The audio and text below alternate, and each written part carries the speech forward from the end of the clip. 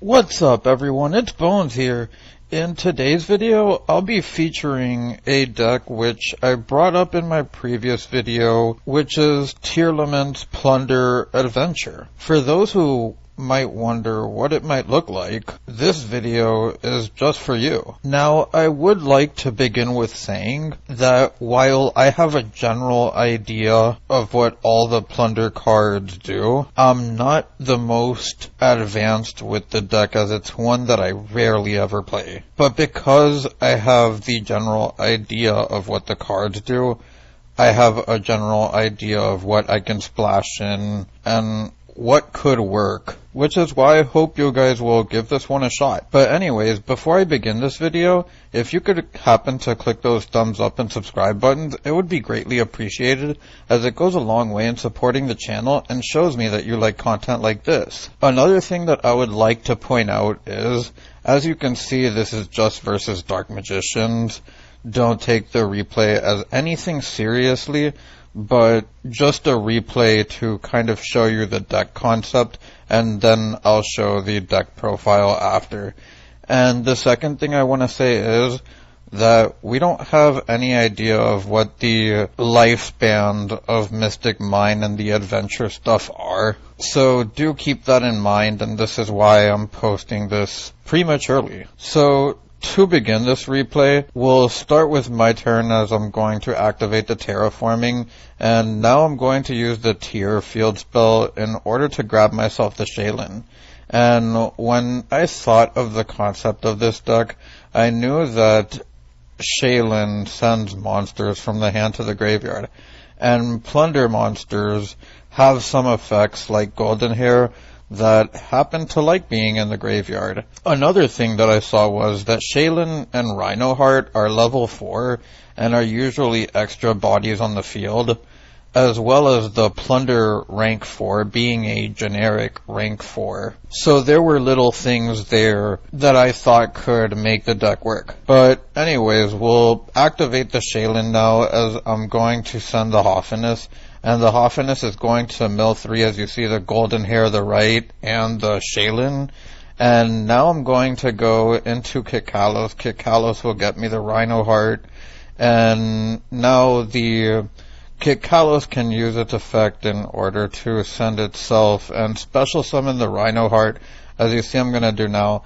And one thing that I want to point about this is, as you see, we are playing the Adventure Engine. So there is some risk to this with Kitkalos, as you can happen to mill your Garnets of the Adventure Engine, but if you mill your Rights and your Aqua Mantras, you're fine as long as you still have a right to play with in deck, and the Aqua is just a great mill, as you see. I get it there. So I'm going to end on Rhinoheart, Shaylin, and Drago before I go into the Adventure Engine. And now I have Fateful Adventure, which I can get the Aqua. I'm going to send the Mine here, which was probably a minor misplay. I probably should have summoned something in order to get the Fateful Adventure. I maybe could have gone into the Plunder rank 4. But as I said, I'm not the most advanced with this deck, as a lot of this stuff just happened to be on the fly. So I'm going to use the Griffin now. And I'm going to get the Adventure to equip the Draco back to the token. Now, I'm going to show you this here. I went into the Plunder rank 4. In case you happen just to need the extra zones, you can always do it here, because at the end of the day, you can always link this away, as you see. I will in a moment, as I special summon the Golden Hair by discarding the right. And now I'm going to get my Blackbeard. Now I can summon the Whitebeard, which is another card I can play with on my opponent's turn, and I'll end my board at that. So we'll see that my opponent's going to draw, as he has 2 strikes, Magicalized Fusion, Circle, which I'm going to let go through. The Upstart, I'm going to let that go through, obviously. And not the most optimal of Dark Magician builds. Again, I wanted to show this replay in particular because of how much I did with the Plunder, Tier, and Adventure stuff all at once. So you could see the deck concept of the deck. So I'm sorry if the replay isn't the greatest of quality, though I hope that the deck concept makes up for it, as I'm going to try to banish the Artemis now, and it's going to get hit by the first strike. My opponent's going to use the rod, but my opponent's going to lose connection as he realizes that I already have damage on board and he has nothing else he can play with. So onto the deck profile. The deck takes base off of the top 16 Plunder list from this weekend's National Championship. I'll leave the link to the deck profile of that below in order for you to get more explanations on the Plunder stuff than you will on this video. So as you can see, we have the 3 Whitebeard, the 3 Bluebeard, the 2 Black Eyes, the 2 Golden Hair, the same ratios he played, the 2 Water Enchantress, the 1 Griffin, the 2 Wright, the 1 Draco back, and the Fateful, same ratios that he played. I think he only played 1 Shipyard and 1 of the Emblem. He also only played 1 of the Booty, I believe. As for the tier package, as you can see, I kind of thought of this because Whitebeard reads if this card is sent from the hand or monster zone to the graveyard, you can activate this effect. Special summon 1 Plunder Patrol monster from your deck except Whitebeard, the Plunder Patrol Helm. But you have to consider that you also lock yourself into Plunder Patrols after you use your Plunder effects.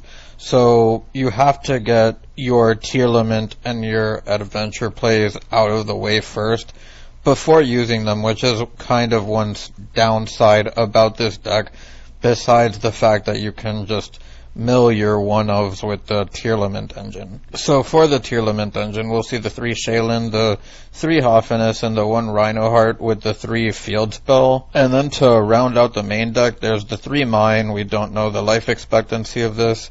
The 2 Talents, I wanted Board Breakers. I saw on his video that Talents performed really well along with his other board breaking side deck cards, and I did want something to combat hand traps and cross out or can't be played here because there is no hand traps. Then you have the 1 Called By, the 1 Instant Fusion, the 1 Foolish, the 1 Terraforming, and the Set Rotation. If there is one thing I want to point out about the main deck, I would like to find a way to maybe board wipe my opponent under mine, if there is a way to do that. Simply because if you happen to get your opponent under mine and you have less cards than they do and they have the advantage on field, it can be kind of hard to come back even with mine, and maybe that is an argument to use floodgates instead maybe, or hand traps if you want to go that route. But I felt like mine was the most impactful while it's still legal. Onto the extra deck, there's the 1 Almirage for your Plunders, the 2 Blackbeard, which you kind of have to cut it down from 3 because of the Tier and the Dragos Depelia, the Toad and Bahamut, the 2 rank 4s, the 2 Synchros, the 2 Fusions, the Dragos Depelia, and your Tier Fusions. Onto the side deck, you have your Kaiju package. In the deck profile from the top 16, he also explains how you can mess around with the Kaiju's attributes, which ends up being another way that this part of the side deck synergizes with the deck, even though I think that he played this in the main deck. I don't quite remember. Then there's the 1 Duster, the 3 Droplets, the 3 Dark Rulers, the 3 Lightning Storms, and the 1 Red Reboot to round out the deck profile. But anyways, if you guys made it this far into the video, I thank you for watching. I hope you enjoyed. And if you have any suggestions, feel free to leave them down below. Lastly, I would like to reiterate, remember that I am not the best Plunder player, but I do hope that the ones that watch this and know the deck well can maybe take advantage of this somehow, as I don't think it's necessarily a bad idea. But anyways, it's Bones, signing out.